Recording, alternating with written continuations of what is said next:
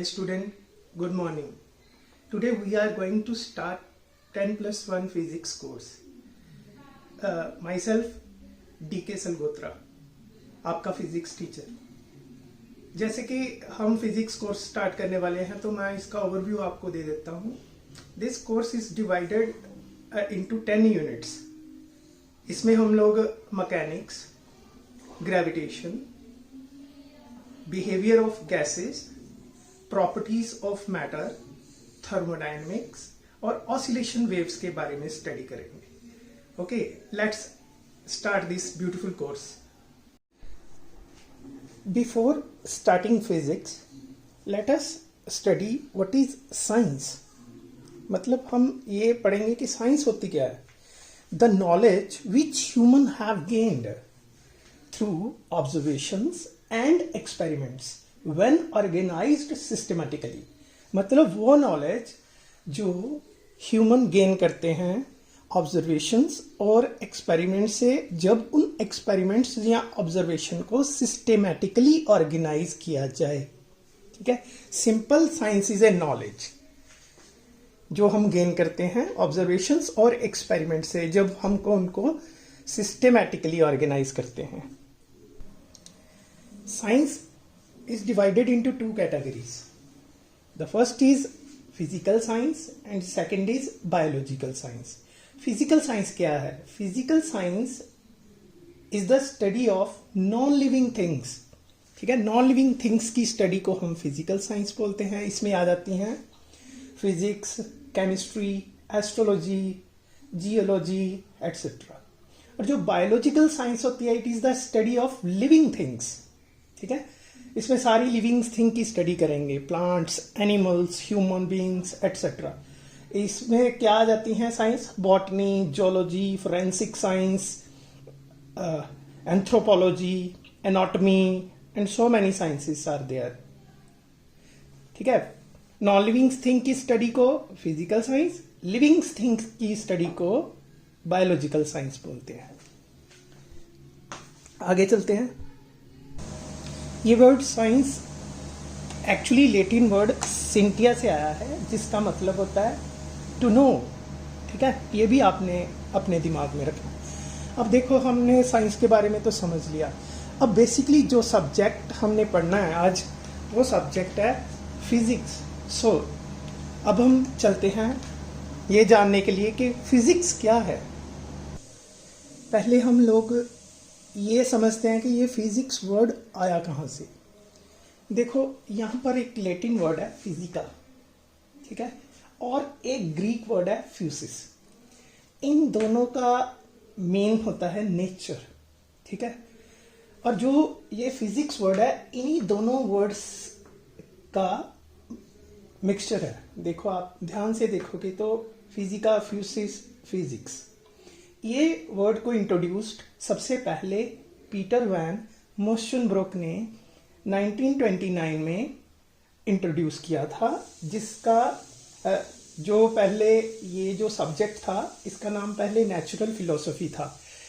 अब नाम से ही पता चल रहा है कि फिजिक्स का मतलब कहीं पर नेचर के साथ डील कर रहा है, इसीलिए फिजिक्स को नेचुरल फिलोसफी कहा जाता था न्यूटन के time.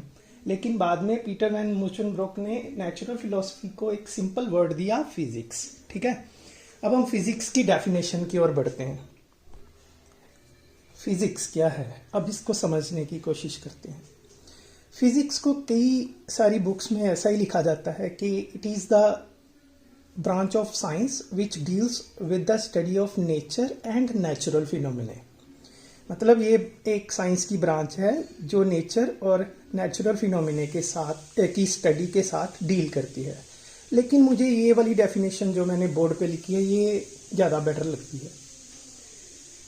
Physics may be defined as an attempt to describe the nature. ये एक कोशिश है नेचर को एक्सप्लेन करने की. And behaviour of the world around us. और किसको डिस्क्राइब करना है हमने? जो हमारे ऑल अराउंड वर्ल्ड है, उसको हम एक्सप्लेन कर सकते हैं with the help of physics and its laws. जैसे सन के अराउंड अर्थ रिवॉल्व कर रही है, तो हमने जैसे इसको अटेम्प्ट किया एक्सप्लेन करने के लिए, तो सर आइजैक न्यूटन की पिक्चर सामने आती है। उन्होंने कहा कि सन के around earth gravitational pull of sun के कारण रिवॉल्व करती है। मतलब फिजिक्स का एक लॉ जिसने ये सारे प्लैनेट्स सन के अराउंड क्यों घूमते हैं इसको एक्सप्लेन कर दिया। इट मीन्स फिजिक्स एक कोशिश है जिसमें हम नेचर और हमारे अराउंड जो वर्ल्ड है उसको डिस्क्राइब कर सकते हैं जितना फंडामेंटल, मतलब जितना बेसिक से बेसिक हो सके, और पेनिट्रेटिंग वे जितना पॉसिबल है। पेनिट्रेट मतलब बिल्कुल अंदर चले जाना किसी सब्जेक्ट के। मतलब हम ये कोशिश करते हैं फिजिक्स में कि हम किसी तरह ये हमारे अराउंड जो नेचर है इसको एक्सप्लेन कर सकें, जो वर्ल्ड हमारे अराउंड है इसको एक्सप्लेन कर सकें जितना फंडामेंटल और पेनिट्रेटिंग वे के साथ ये पॉसिबल हो पाए। Basically it is the branch of science which deals with the properties of matter and energy. मतलब बेसिकली ये एक साइंस की ब्रांच है जो डील करती है मैटर की प्रॉपर्टीज, जो हमारे अराउंड मैटर है, चाहे वो हमारा बोर्ड है, चाहे हमारी बुक्स हैं, चाहे हमारे चेयर है, टेबल है, जो भी हमारे अराउंड मैटर बना है, लकड़ी है, लोहा है ना, इसकी प्रॉपर्टीज को भी हम स्टडी करते हैं फिजिक्स में। और ये बेसिकली एनर्जी के साथ डील करती है कि कितनी फॉर्म ऑफ एनर्जी है, उसको कैसे किस में कन्वर्ट करना है। जैसे मैकेनिकल एनर्जी को हम लोग इलेक्ट्रिकल एनर्जी में कन्वर्ट करते हैं, या जो हमारी इलेक्ट्रिकल एनर्जी है उसको हम लाइट एनर्जी में कन्वर्ट कर सकते हैं बल्ब ट्यूबलाइट्स यूज करके। ये सारा फिजिक्स में आएगा, ठीक है। अब हम पढ़ते हैं ब्रांचेस ऑफ फिजिक्स। फिजिक्स की कौन कौन सी ब्रांच है। पहली ब्रांच है मैकेनिक्स, ठीक है।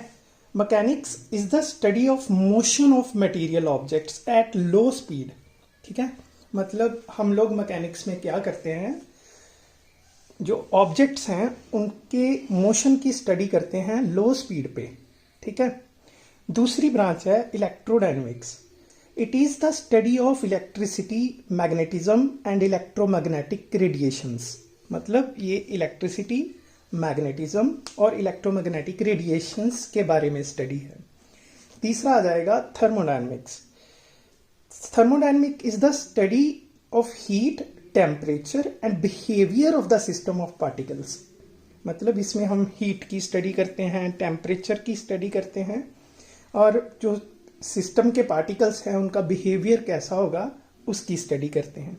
देखो बच्चे, ये मतलब जो मैं आपको बोल रहा हूँ, मैकेनिक्स मोशन की स्टडी है, इलेक्ट्रोमैग्नेटिज्म इलेक्ट्रिसिटी एंड मैग्नेटिज्म की स्टडी है, थर्मोडायनेमिक्स जो है वो heat, temperature and behaviour of particles की स्टडी है सिस्टम में। तो ये आपने जस्ट अभी सुनना है।